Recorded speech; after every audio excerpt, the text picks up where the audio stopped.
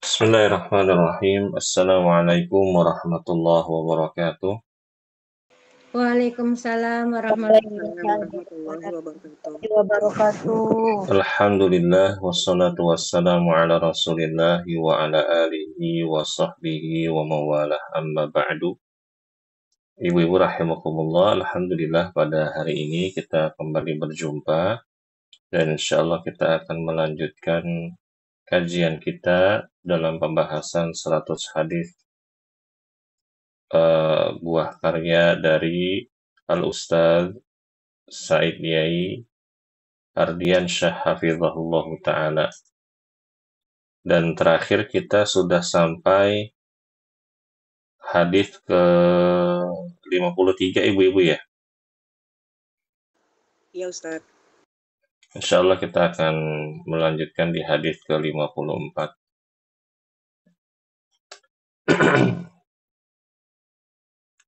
Baik, ibu-ibu rahimakumullah, hadis ke 54 ini adalah diberikan judul oleh penulis dengan bernazar, ya. Ibu Sri Kumala Dewi sudah hadir belum? Sudah Ustaz. Oke, silakan Ibu dibaca. Baik. Bismillah. Hadis ke-54 tentang bernazar. An Aisyata radhiyallahu anha anin nabiyyi sallallahu alaihi wasallam qala man nazara an yuti'a Allah falyuti'hu wa man nazara an ya'siyahu fala ya'sihi. Rawahul Bukhari. Iya, Rawahul Bukhari terus. Diriwayatkan dari Aisyah, Nabi Shallallahu Alaihi Wasallam bersabda, barang siapa bernazar untuk menaati Allah, maka kerjakanlah. Barang siapa bernazar untuk bermaksud kepada Allah, maka jangan mengerjakannya. Iya, jazakillah khairan. Ibu-ibu rahimakumullah, Rasulullah Shallallahu Alaihi Wasallam bersabda dalam hadis riwayat Al-Bukhari, "Man nazara an yuti'a Allah falyuti'hu." Barang siapa yang dia tuh ingin bernazar dan nazar tersebut dalam rangka menaati Allah atau nazarnya tersebut dalam ketaatan kepada Allah, maka kerjakanlah. Ya. Dan ibu-ibu, ini sifatnya perintah dari Rasulullah Shallallahu Alaihi Wasallam. Lalu kata Rasulullah, wa man nadzara an ya'siyahu fala ya'sihi. Maka barang siapa yang bernazar untuk bermaksiat kepada Allah, maka jangan mengerjakannya. Maksudnya dia itu nazarnya nazar yang maksiat, maka itu tidak boleh dikerjakan.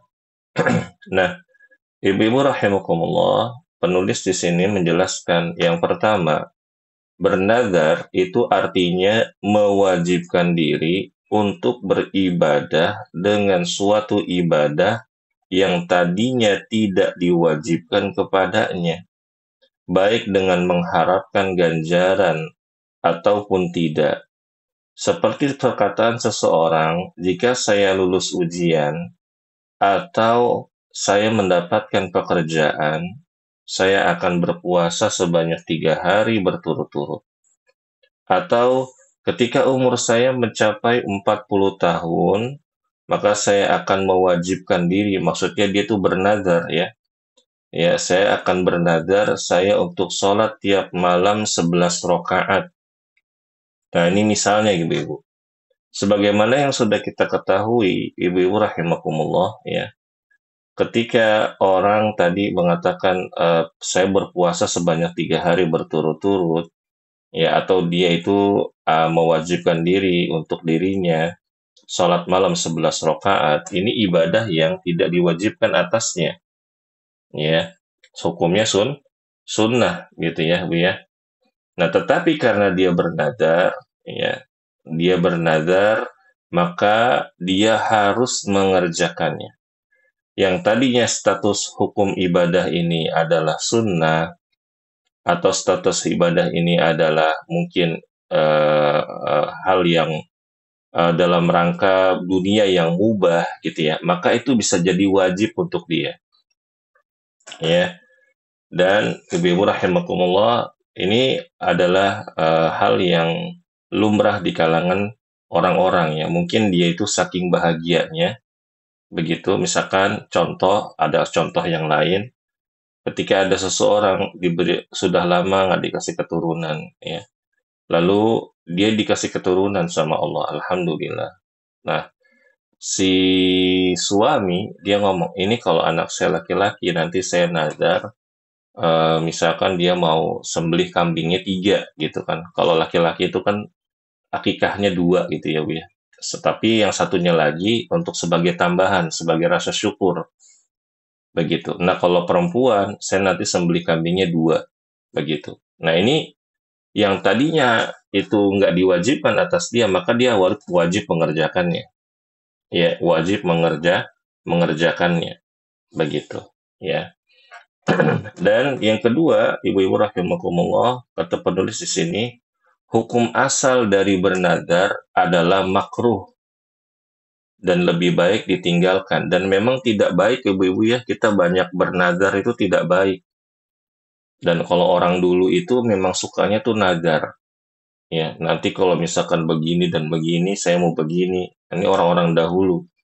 Ya mungkin zaman nenek-nenek kita, kakek nenek kita, atau buyut kita, itu senang mereka melakukan hal seperti ini. Bahkan di kampung-kampung pun masih ada sebagian orang yang melakukan nazar. Dan di dalam Islam, sebagaimana yang penulis katakan tadi, nazar itu hukumnya adalah makruh. Lalu yang ketiga, akan tetapi seandainya nazar tersebut telah terucap, terlafalkan, ibu-ibu ya, dan apa yang diinginkannya telah tercapai, maka menunaikan nazar tersebut hukumnya wajib. Dan menunaikan kewajiban tentunya akan mendapatkan pahala yang besar. Ya. Lalu yang keempat, orang yang sudah bernazar, apabila nazarnya baik, bagus, maka dia diperintahkan untuk mengerjakannya. Dan apabila nazarnya buruk, seperti perkataan seseorang, seandainya saya lulus ujian, maka saya akan menyembunyikan sepatu teman-teman saya sampai hilang. Atau seandainya saya mendapatkan pekerjaan, saya akan membagikan minuman keras kepada teman-teman saya, dan semisalnya. Maka nazar yang seperti ini tidak boleh dilakukan dan harus dibatalkan. Ya, begitu. Ya, bagi juga ibu-ibu, ini pelajaran untuk kita, ya mungkin untuk anak-anak kita yang sudah remaja, ya. Kadang mereka itu cara berpikirnya tanpa pikir panjang. Teman saya dulu, saya masih ingat ya, waktu kita masih sekolah, dia bernazar, wah kalau misalkan saya lulus nanti nih, saya mau lari keliling lapangan berapa kali gitu saya lupa. Dan akhirnya itu bikin mudorot buat dia. Ya, dia mengerjakan hal tersebut dan ini tindakan yang kurang kerjaan. Nah, begitu. Nah, ini biasa dilakukan sama anak-anak remaja biasanya. Maka kita sebagai orang tua ya membimbing mereka bahwa kalau misalkan bernadar itu hendaknya melakukan hal-hal ibadah yang mudah, jangan sampai mempersulit. Lalu yang kelima, ibu-ibu rahimakumullah, begitu pula bernazar untuk melakukan sesuatu yang sangat berat sekali. Nah, ini juga nih ibu-ibu ya. Seperti saya akan sholat 100 rakaat tiap malam, saya akan berpuasa tiap hari, dan semisalnya, maka tidak mengapa membatalkan nazar tersebut. Kenapa? Karena ini memberatkan ya ibu-ibu ya. Jadi kadang mungkin sebagian orang dia seperti menantang Allah gitu. Ya, diksinya. Ya Allah, kalau misalkan begini, nanti saya akan begini. Nah, gitu tuh. Kayak kesannya tuh kayak menantang Allah, gitu kan. Ya Allah, kalau nanti saya punya uang 10 miliar nih, ya Allah ya. Misalkan begitu, nanti yang 5 miliar nih saya sodakohin. saya bangun masjid, saya kasih orang-orang miskin. Tapi ya Allah kabulin nih doa saya nih kayak gitu. Ini saya nazar nih ya Allah nih begitu. Nah ini tidak sopan ya Wiwi, tidak beradab kepada Allah. Makanya tadi kata penulis ya, hukum asal bernazar itu hukumnya makruh. Lebih baik kita tinggalkan. Kalau kita berdoa, kita memohon kepada Allah, maka memohonlah seperti hamba yang memohon kepada Sang Pencipta. Ya, para ulama itu mengkiaskan seperti anak-anak yang merengek meminta sesuatu kepada orang tua. Nah, kita merengek kepada Allah Subhanahu wa taala. Baik. Lalu yang terakhir dan yang keenam ini, yang terakhir Ibu-ibu, cara membatalkan nadar. Nah, kita kalau udah ada nadar ternyata, oh nggak boleh ya nadar kayak gitu ya. Nah, saya udah terlanjur nih Ustadz, gimana? Adalah dengan cara memberi makan 10 orang miskin, atau membeli 10 pakaian untuk orang miskin, atau memerdekakan budak. Apabila dia tidak sanggup melakukan 3 hal tersebut, maka ya dia berpuasa 3 hari berturut-turut. Ya, ibu-ibu ya. Jadi kalau misalkan ada nadar, ya begitu dulu mungkin, tapi ibu-ibu nggak menjalankannya, maka ya kafaratnya, ini ya kafaratnya ibu-ibu ya, memberi makan 10 orang miskin, atau kasih 10 pakaian kepada 10 orang miskin, ya, atau memerdekakan budak. Tapi kalau sekarang memerdekakan budak itu tidak ada. Ya, kalau tidak mampu maka berpuasa 3 hari berturut-turut. Ibu-ibu, dari kafarat nadar ini menandakan bahwa agama Islam ini adalah agama yang benar, agama yang sempurna, agama yang mudah. Allah Subhanahu wa taala tahu bahwa hambanya itu ada yang kaya, ada yang sederhana, dan ada yang miskin.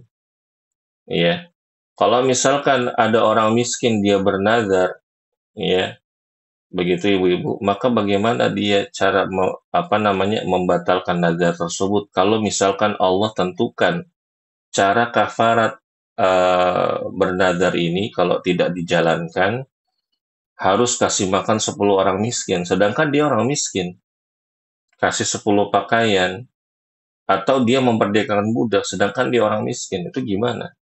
Maka Allah berikan solusi dengan cara berpuasa 3 hari berturut-turut. Yang mana puasa 3 hari berturut-turut ini adalah yang bisa dilakukan bagi orang-orang yang memang tidak mampu memberi makan 10 orang miskin, tidak mampu membeli 10 pakaian kepada orang miskin, atau mereka tidak mampu memerdekakan budak.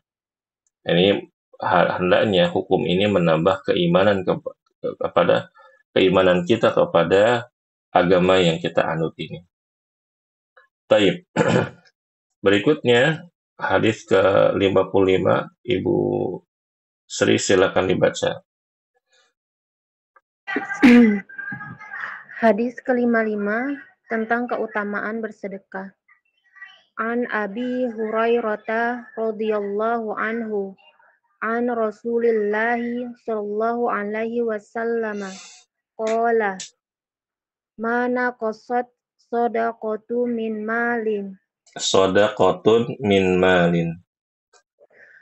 mana qasat sadaqatun min malin wa ma zadallahu abadan bi'afwin illa izzan Illa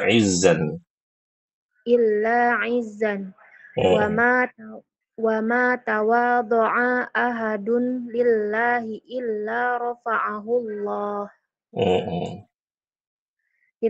Diriwayatkan dari Abu Hurairah, Rasulullah Shallallahu Alaihi Wasallam bersabda, bersedekah tidak akan mengurangi harta. Tidaklah Allah membekali seorang hamba dengan sifat pemaaf kecuali dia akan mulia. Tidaklah seorang hamba bersikap tawadu kecuali Allah akan mengangkat derajatnya. Iya, jazakillahu khairan.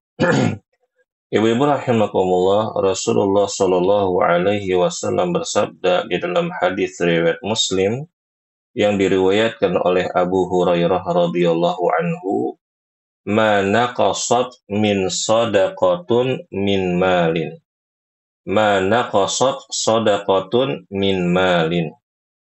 Bersedekah tidak akan mengurangi harta. Wa ma zadallahu 'abdan bi'afwin illa izzan. Tidaklah Allah membekali seorang hamba dengan sifat pemaaf kecuali dia akan mulia. Wa ma tawadhu'a ahadun lillahi illa rafa'ahu Allah. Tidaklah seorang hamba bersikap tawadhu' kecuali Allah akan mengangkat derajatnya. Taib, ibu-ibu rahimakumullah, kita ambil pelajaran dan penjelasan dari penulis. Yang pertama, orang yang bersedekah, ibu-ibu ya. Jika kita lihat, maka harta orang yang bersedekah itu pada hakikatnya secara nominal ya itu akan berkurang. Tetapi sebenarnya harta tersebut tidaklah berkurang. Allah berjanji akan menggantikannya bahkan dengan berlipat ganda lebih banyak dari itu. Nah, ibu-ibu di sini para ulama berselisih pendapat. Apakah boleh kita itu ya melakukan sedekah dengan niatan kalau saya sedekah nanti Allah akan ganti dan ini adalah janji Allah. Ya. Para ulama berselisih. Ada yang mengatakan boleh, karena memang itu Allah yang menjanjikan. Allah yang memotivasi. Ya, ada juga sebagian ulama yang mengatakan, ya, kalau misalkan dia 100% mengharapkan apa yang dia sedekahkan Allah ganti berupa harta, maka itu bisa mengurangi pahalanya. Atau dia, ada sebagian ulama yang mengatakan itu dilarang. Ya, namun kalau misalkan ada seseorang dia bersedekah, ibu-ibu rahimakumullah, dan dia yang pertama kali dipasang di dalam hatinya adalah niat ikhlas karena Allah, adapun kalau Allah ganti, ya alhamdulillah, gitu ya. Kalau misalkan nanti Allah sembuhkan sakitnya, alhamdulillah, gitu ya. Maka ini diperbolehkan, insya Allah. Karena ibu-ibu rahimakumullah, hukum asal dari ibadah adalah kita mengharapkan keridhaan Allah Subhanahu wa taala. Ya, begitu. Dan kadang ibu-ibu rahimakumullah, orang-orang itu ya tidak bisa membedakan apakah dia itu bersedekahnya ikhlas karena Allah Subhanahu wa taala atau dia itu bersedekah karena emang niatnya itu dia itu ingin dilipat gandakan hartanya. Kadang orang nggak bisa membedakan. Misalkan begini ibu-ibu ya. Ada orang ketika dia sering bersedekah, itu kok semakin Allah lapangkan rezekinya ya, begitu. Nah, ketika dia tahu nih, wah, saya nih semakin banyak nih hartanya. Wah, saya semakin banyak sedekahnya, begitu. Nah, ini dikhawatirkan orang ini nanti belok niatnya. Ya, niatnya ini belok. Nah, ini hendaknya ketika ada seseorang yang bersedekah, ya sedekah karena Allah. Ada orang sulit, ya sedekah karena Allah. Ya, urusan nanti Allah ganti kah atau apakah itu nanti urusan belakangan. Yang kita cari ketika kita bersedekah itu adalah keridhaan Allah Subhanahu wa taala. Dan di dalam hadis ini merupakan ya ibu-ibu rahimakumullah janji Allah kepada mereka yang sedekahnya ikhlas karena Allah. Ya, begitu. Dan ya wallahu a'lam bishawab, ini yang saya yakini ibu-ibu ya. Jadi kalau misalkan ada orang lain atau ada ustadz atau ada orang lain yang berpendapat bahwa oh boleh seseorang hamba dia sedekah dia niatnya karena ingin diganti sama Allah, ya silakan saja. Karena memang ada sebagian ulama yang berpendapat demikian. Namun untuk menjaga kehati-hatian, untuk menjaga hati kita juga ibu-ibu rahimakumullah, hendaknya ketika kita bersedekah, kita harus niat ikhlas karena Allah Subhanahu wa taala, mencari keridhaan Allah Subhanahu wa taala. Karena ibu-ibu rahimakumullah, kalau misalkan ada orang dia bersedekah dengan niat Allah ganti gitu ya, Bu ya. Itu doang tuh yang dia niatkan, ya, dikhawatirkan nanti dia akan muncul sifat atau dia muncul penyakit hati, yaitu apa ya ibaratnya. Misalkan dia sedekah nih, sedekah mengharap diganti sama Allah. Ternyata Allah tidak mengganti hartanya tersebut dengan secara kuantitas gitu ya. Karena kan memang haknya Allah, entah itu mau diganti dengan berupa harta kah, atau dikasih keberkahan dalam keluarganya kah, atau dengan sebab sedekah tersebut dia dikaruniai anak-anak yang soleh dan solehah kah. Tapi dari sisi kuantitas hartanya tuh nggak bertambah. Maka dia nanti suudzon sama Allah. Mana nih Allah? Katanya kalau misalkan saya sedekah nanti diganti uangnya. Nah ini kurang baik ya ibu-ibu ya. Jadi baiknya adalah ketika kita bersedekah, kita harus ikhlas karena Allah Subhanahu wa taala. Adapun Allah menggantinya, alhamdulillah. Adapun kalau Allah mengganti dengan hal yang lain ya, maka kita ucapkan alhamdulillahirabbil alamin. Lalu yang kedua, ibu-ibu rahimakumullah, mudah memaafkan orang lain adalah perbuatan yang mulia dan Allah akan memuliakannya di hadapan orang-orang. Nah, ibu-ibu rahimakumullah, memaafkan ini perkara hati. Dan bukan berarti orang yang memaafkan itu tidak mengingat kejadian apa yang telah dilakukan orang yang zalim kepadanya.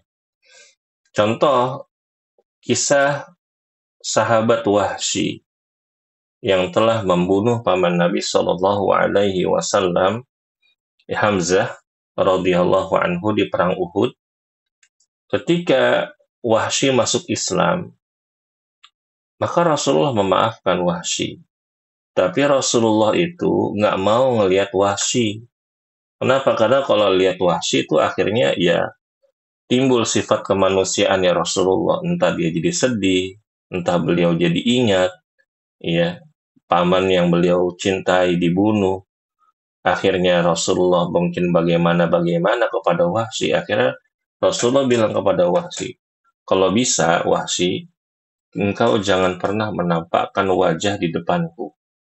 Nah, seperti itu. Jadi setelah Wahsy masuk Islam, maka Wahsy nggak pernah menampakkan wajahnya di hadapan Rasulullah Shallallahu Alaihi Wasallam. Dan ini ibu-ibu rahimakumullah, para ulama mengatakan bahwa memaafkan itu ya memang dimaafkan, tapi belum tentu juga bisa mengingat atau melupakan kejadian yang telah lalu. Pelajarannya, ibu-ibu rahimakumullah, ketika kita melakukan sebuah kesalahan, entah itu kezaliman kepada orang lain, dan itu kita sadari, lalu kita minta maaf, dan kita dimaafkan. Apabila orang tersebut yang memaafkan masih belum bisa menerima keberadaan kita, maka itu adalah konsekuensi.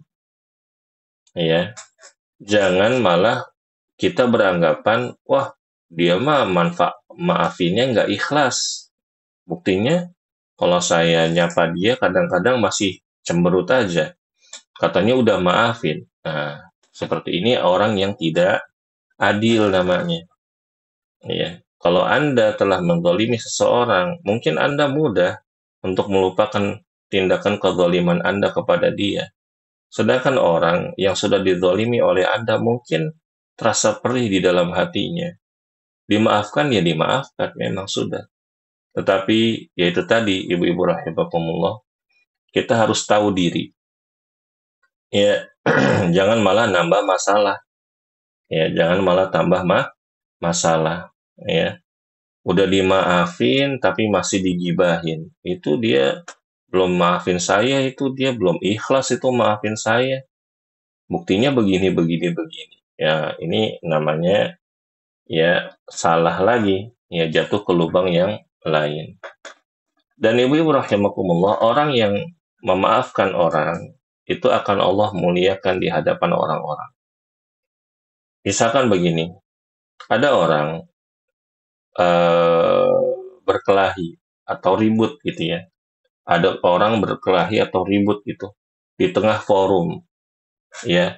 Maka seringkali kita itu akan menilai orang yang minta maaf pertama kali dari dua orang yang berselisih adalah orang yang lebih mulia, ya. Pasti kita lihat, ih, si Fulan, Masya Allah ya, minta maaf duluan, meluk duluan, ya begitu, mengakui kesalahannya duluan, begitu. Pasti, ya ibu-ibu ya, orang-orang itu punya fitrahnya begitu. Nah, itulah tanda Allah akan memuliakan dia di hadapan orang-orang. Oleh karena itu, ya, ketika kita meminta maaf kah, atau memaafkan kah, begitu, ya, maka ingatlah bahwa Allah itu akan memuliakan kita. Lalu yang ketiga, ibu-ibu rahimakumullah, penulis di sini mengatakan, orang yang bersikap tawadu adalah orang yang bersikap rendah hati terhadap orang lain dan tidak suka menunjukkan atau memamerkan kehebatan dan kemampuan yang dia miliki kecuali jika dibutuhkan. Nah, ibu-ibu rahimakumullah, ini biasanya ya orang-orang yang tawadu itu bisa kita lihat kalau lagi dalam perkumpulan. Hal yang paling lumrah terjadi adalah ketika misalkan adanya reuni, contoh saja, adanya reuni atau adanya pertemuan arisan lah contohnya, ya. Yang ini yang relate di kalangan ibu-ibu ya. Misalkan yang pertama reuni dulu, namanya orang udah udah lama nggak ketemu teman-temannya, entah teman sekolahnya, teman kuliahnya, udah puluhan tahun mungkin ya. Lalu diadakan reuni. Maka orang yang tawadu, ibu-ibu, dia akan datang ke tempat reuni tersebut dengan keadaan teman-temannya. Ya, dia tahu misalkan si Fulan nih orang kurang mampu, si Fulan dia begini, si Fulanah dia begini, ya. Maka demi menjaga perasaan teman kita, ya, perasaan sahabat kita yang mungkin tidak pencapaiannya tidak seperti kita, ibu-ibu ya, maka kita mengenakan pakaian atau berpenampilan menyesuaikan dengan kondisi sahabat kita. Maka ini adalah orang yang tawadu, ya. Tapi kenyataannya kalau di reuni itu malah justru datang pakai seragam kantor. Seringnya kan gitu ya. Misalkan ada reuni nih, ya kan. Reuninya misalkan acaranya pas bukber lah gitu. Ini yang kenyataannya ya, ibu-ibu ya. Kalau misalkan dia polisi, ya pangkatnya banyak ya, sengaja dia datang pakai pakai baju polisi atau pakai baju TNI atau pakai baju dinas atau pakai baju BUMN misalkan begitu dengan alasan aduh baru pulang tugas nih begitu. Untuk apa? Untuk menunjukkan kepada teman-temannya ya, menonjolkan dirinya ini bukan orang yang tawadu. Begitu ibu-ibu rahimakumullah. Makanya hendaknya kita ini kalau memang kita ini orang mampu, ibu-ibu, orang yang Allah kasih kelebihan rizki ya, begitu. Dan kita punya teman-teman yang kurang mampu, hendaknya kita itu punya baju. Ini contoh ibu-ibu yang punya gamis, yang gamis tersebut bisa kita sesuaikan kalau lagi ngumpul sama mereka. Ya, ini kenyataannya. Misalkan sendal pun demikian, sepatu pun demikian, atau perhiasan pun demikian. Jadi kalau misalkan lagi ada majelis-majelis gitu ya, makan-makan atau sesama umahat gitu, ibu-ibu ya, kaum muslimah habis pengajian, maka kita pakai baju yang menyesuaikan dengan keadaan teman-teman kita. Nah, begitu. Inilah orang-orang yang tawadu. Ya. Dan yang keempat, dan ini yang terakhir, ibu-ibu, orang yang memiliki sifat tawadu justru akan ditinggikan derajatnya oleh Allah di hadapan manusia. Ya, ini dilakukan oleh para ulama. Seperti para ulama yang sudah wafat ya, ibu-ibu ya, Syekh bin Baz, Syekh Utsaimin, itu kadang mereka dipanggil dengan al-allamah, orang yang berilmu begitu ya. Nah, mereka tuh ketika dipanggil al-allamah, padahal memang mereka itu ulama yang berilmu. Mereka datang sebagai ulama, narasumber, pembicara di situ. Tidak mungkin dia berbicara di hadapan orang-orang berilmu lainnya kalau memang dia ini memang orang yang paling berilmu di forum tersebut. Tapi Syekh bin Baz atau Syekh Utsaimin mengelak, tolong jangan panggil saya dengan sebutan tersebut. Panggil dengan nama-nama yang biasa saja. Nah, ini adalah sifat tawadu. Ya, begitu. Dan dari sini, ibu-ibu kita mengambil pelajaran. Hendaknya kita jangan suka gampang muji orang. Ya, gampang muji orang berlebihan di depan orang-orang lain. Misalkan, wah iya nih Umu Fulanah mah emang orang the best lah, terbaik lah. Ya, orangnya ini suka bantu orang di hadapan orang-orang banyak. Ya, jangan. Kalau mau muji dia, tunggu dianya nggak ada. Baru, misalkan kita pernah merasakan manfaat dari seseorang, dia baik sama kita. Jangan jadikan pujian itu sebagai cobaan untuk dia, ya Bu ya. Jadi beban untuk dia. Misalkan kita ingin menunjukkan kepada dia nih, wah, membalas kebaikan-kebaikan dia dengan muji-muji dia di hadapan orang-orang. Ya, itu jangan ibu-ibu. Justru malah nanti kasihan dia nih. Itu jadi beban buat dia. Tapi kalau ingin kita balas, misalkan orang ini nggak ada, kita ngomong sama teman kita, oh Ummu Fulana itu orangnya baik, Masya Allah. Suka ini, suka itu, suka bantu orang. Nah, begitu. Tapi orangnya nggak ada. Iya, baik. Berikutnya hadis ke-56, Ibu Sri silakan dibaca. Hadis ke-56 tentang zuhud terhadap dunia. An Sahli bin Sa'dis Sa'idi radhiyallahu anhu. Ini kalau ada Qala nama orang seperti ini, Ibu Sri, ya. An Sahli bin Sa'din As-Sa'idi. Jadi itu bacanya. An Sahli bin Sa'din As-Sa'idi. An Sahli bin Sa'din As-Sa'idi. As-Sa'idi. radhiyallahu anhu. Qala atan nabiyya sallallahu alaihi wasallam rajulun faqala ya Rasulullah dullani ala amalin idza ana amiltuhu ahabbani Allah wa ahabbaniyan nasu. Faqala Rasulullah sallallahu alaihi wasallam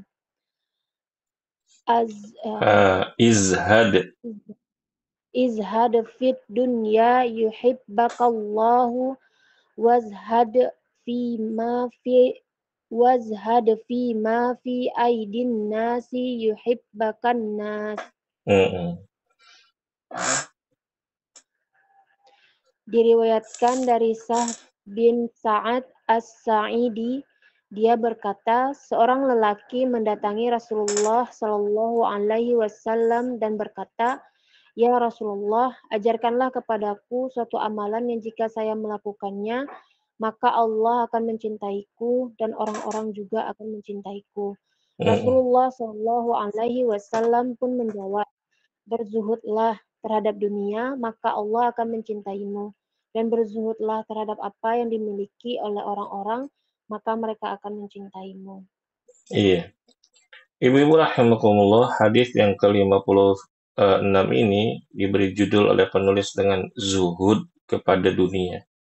Dan hadis ini sahih diriwayatkan Imam Ibnu Majah.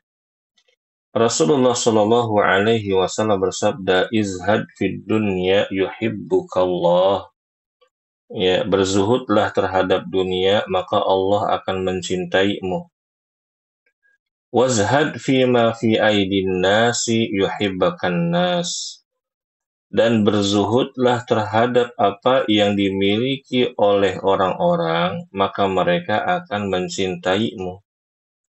Nah, ibu-ibu, kita ambil penjelasannya dari penulis. Yang pertama, perkataan berzuhudlah terhadap dunia artinya, cukupkanlah dirimu untuk mengambil bagian dari dunia sesuai kadar yang sangat diperlukan saja dan tidak mengambil lebih dari itu. Nah, ya, ibu-ibu rahimakumullah, banyak orang menyangka zuhud itu tampil miskin. Ini keliru, ibu-ibu. Zuhud itu bukan selalu tampil miskin, bukan. Zuhud itu gampangannya adalah ada orang, dia mampu beli mobil Pajero atau Fortuner, dia mampu, tapi dia lebih pilih pakai mobil mungkin Avanza atau mungkin yang setara dengannya Expander, ya. Padahal dia mampu, ada duit gitu ya, dia mampu beli itu Fortuner, Pajero, tapi dia memilih beli mobil apa? Avanza. Nah, sisa uangnya itu dia untuk lakukan hal yang lain, entah untuk bersedekah, entah untuk bagaimana ya, diolah lagi di jalan Allah, ya begitu. Itulah orang yang zuhud. Orang yang zuhud itu bukan orang yang tampil kayak orang kelaparan, ya tampil pakai baju jelek, belel, udah compang-camping, ya. Tidak, itu bukan zuhud namanya, ibu-ibu. Dan itu tidak boleh, ya. Ya, di antara tanda orang kikir, ya ibu-ibu, adalah orang dia ini punya harta, ya dia punya harta nih, tapi dia itu tidak menampakkan bekas apa namanya, kenikmatan yang Allah berikan kepadanya. Misalkan dia mampu, dia punya uang, dia beli gamis kah, atau dia beli baju kah, yang bisa menutup auratnya dengan baik, yang bisa memperlihatkan bahwa Allah itu udah kasih rizki kepada dia. Tapi dia enggak, dia pakainya bajunya yang compang-camping, yang belel. Biar dikira orang yang zuhud. Ini salah, ibu-ibu ya. Ya, zuhud. Ya, zuhud yang keliru. Ya. Dulu ada orang, ya ibu-ibu, dia kerjaannya di zaman Umar radhiyallahu anhu, kerjaannya di masjid aja. Dia doa, minta fadilah dari Allah, ya. Dia menampakkan dirinya sebagai orang yang lapar. Lalu Umar datang kepada dia, lalu dia dipukul sama Umar. Kata Umar, Allah itu nggak menurunkan emas dari langit. Tuh, ibu-ibu rahimahullah. Ya, seorang Umar itu zuhud, ibu-ibu. Tapi Umar bilang, Allah itu tidak menurunkan emas dari langit kepada kamu. Maksudnya apa? Kerja, itulah, ya. Cari fadilah, apa namanya, fadilah dari Allah Subhanahu wa Ta'ala, ya, ya, karunia dari Allah Subhanahu wa Ta'ala dengan cara setelah berdoa, ya bekerja. Jangan, aduh, saya udah doa ini, udah lama doa, tapi nggak ada usahanya. Ya, begitu, ibu-ibu rahimakumullah. Baik. Dan juga ibu-ibu rahimakumullah, ya, jangan juga kita ini, apa namanya, ini juga penyakit hati ya. Jangan juga nih kita melihat ada orang, dia pakai baju mewah, dia pakai mobil mewah, dia bilang, wah dia orangnya nggak zuhud, ya. Dia orangnya ini, apa namanya, hedon gitu ya. Jangan begitu. Bisa jadi ibu-ibu, dia itu bisa beli mobil yang lebih mahal daripada itu. Cuma karena ya dia pengen ada mobil itu, ya udah, dia beli mobilnya itu. Dia pengen sebenarnya punya perhiasan itu, kalau 10 jari itu dikasih cincin, ibu-ibu ya, dia mampu beli. Tapi ya udah, akhirnya dia pakai di cincin, tangan kanan 2, tangan satu, jari satu gitu ya. Itu padahal dia mampu beli itu cincin 10-10-nya dia pakai sama dia. Gelang lah, kalung semua dia pakai ya. Mampu dia. Tapi dia mungkin ya ingin zuhud dengan tampilan zuhudnya menurut dia adalah ya sudah kalau gitu saya pakai 3 cincin saja. Nah, seperti itu. Nah, ini kembali lagi penyakit hati, ibu-ibu hati-hati dengan penyakit hati. Ya, kalau laki-laki disuruh menundukkan pandangan dari aurat wanita. Nah, kalau wanita itu double-double menundukkan pandangannya. Ya, dari laki-laki pun juga mereka menundukkan pandangan dan mereka juga harus menundukkan pandangan dengan apa yang Allah sudah berikan rizki kepada teman-temannya. Ya, begitu. Jadi kalau misalkan ibu-ibu merasa, aduh, kurang nyaman gitu ya, ibu-ibu tundukin pandangan aja, jangan merhatiin gitu penampilan orang ya, begitu. Tundukin pandangan agar tidak mengganggu hati kita. Atau sekarang di zaman sosmed ibu-ibu ya, ibu-ibu mungkin ada yang punya sosmed, Instagram lah atau yang lainnya lah. Ada teman di akun sosial media kita, dia suka pamer gitu ya, suka bagi-bagi apa gitu ya, apa namanya, momen-momen dia beli apa, beli ini, beli itu, suka pamerin barang gitu, pamerin rumah. Kita nih hatinya terganggu, udah unfollow saja. Ya, daripada hati kitanya terganggu, ya, lebih baik kita unfollow saja atau kita unfriend saja. Baik, yang kedua, perkataan berzuhudlah terhadap apa yang dimiliki oleh orang-orang, artinya dalam hal dunia mereka. Karena kebanyakan orang hatinya terpaut dengan dunia. Apabila kita berzuhud dari dunia yang dimiliki oleh orang lain dan kita tidak menginginkan dunia yang dimilikinya, maka dia akan mencintai kita. Nah, ibu-ibu, zuhud seperti ini adalah zuhud obat untuk hati yang berpenyakit dari hasad. Ya, orang yang hasad itu kan dia tuh pengen. Jadi gini, Bu, orang hasad itu dia ngelihat orang punya barang atau punya nikmat yang Allah kasih, nikmat itu hilang dan dia yang menggantikan posisinya. Nah, itulah hasad namanya ibu-ibu ya. Ya, dan sekarang ini hasad itu luar biasa. Kadang hasad itu muncul dari sebuah nasihat. Kok bisa Ustadz? Iya. Ibu-ibu tahu nggak kisahnya Adam dan Hawa dan Iblis laknatullahi alaih? Ya. Allah mengabarkan di dalam Al-Quran, Iblis itu merayu Adam dan Hawa untuk mendekati pohon terlarang, memakan buahnya, dan dinamakan oleh Iblis dengan Syajaratul Khuld, ya pohon khuldi. Jadi pohon khuldi itu, buah khuldi itu dia namain Iblis, laknatullah. Ya, gitu ya. Nah, dia ngomongnya apa? Sesungguhnya, wahai Adam, aku ini hanyalah memberi nasihat. Nah, gitu ibu-ibu ya. Ya, dikemas dengan nasihat, tapi padahal isinya hasad. Begitu. Makanya hendaknya, ibu-ibu rahimakumullah, ketika kita ingin memberikan nasihat kepada orang, kita cek dulu, kita nih ada hasad nggak kepada teman kita nih. Ini saya nasihatin dia unsurnya apa ya?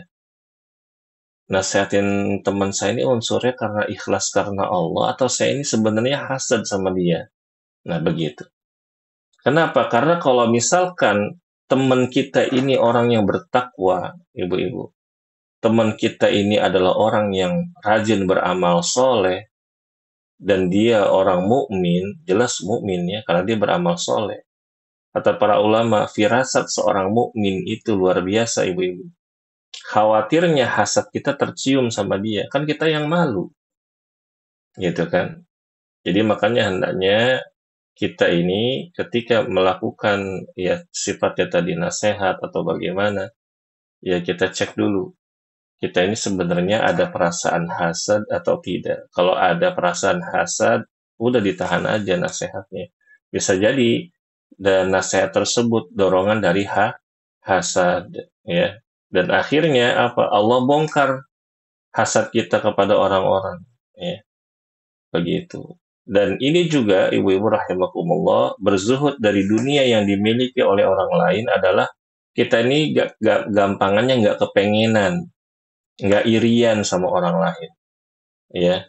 Maka kalau misalkan kita berteman, sifat kita orang yang nggak irian, sifat kita nih orangnya tuh nggak kepengenan gitu ya, maka orang-orang itu akan senang sama kita. Teman-teman kita tuh akan senang sama kita.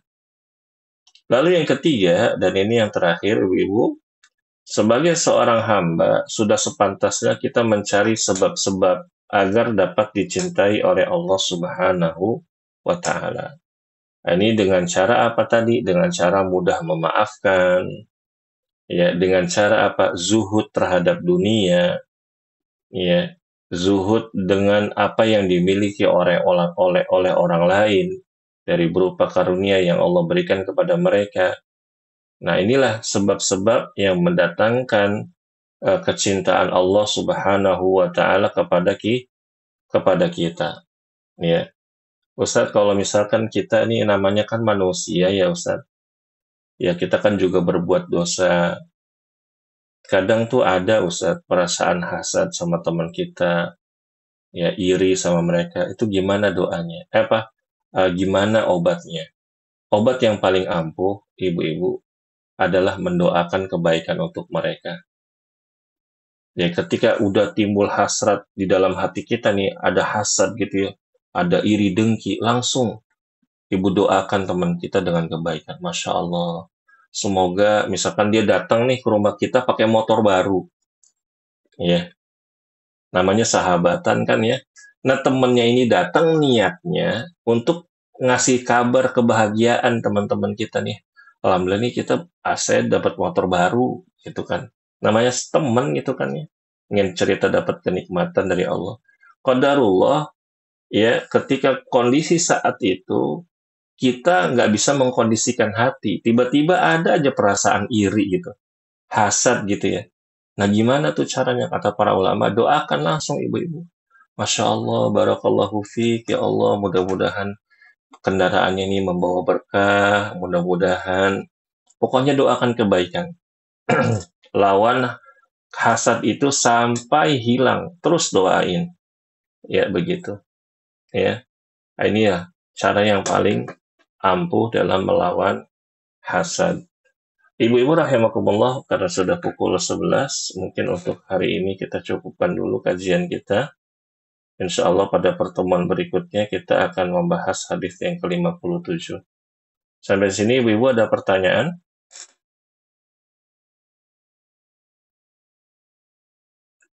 Tidak ada?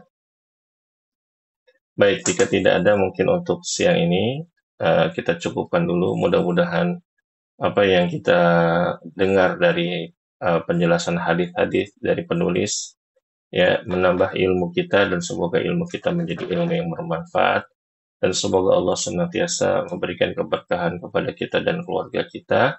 Amin ya rabbal alamin. Kita tutup subhanakallahumma wa bihamdik asyhadu an la ilaha illa anta astaghfiruka wa atubu ilaik. Wassalamualaikum warahmatullahi wabarakatuh. Waalaikumsalam.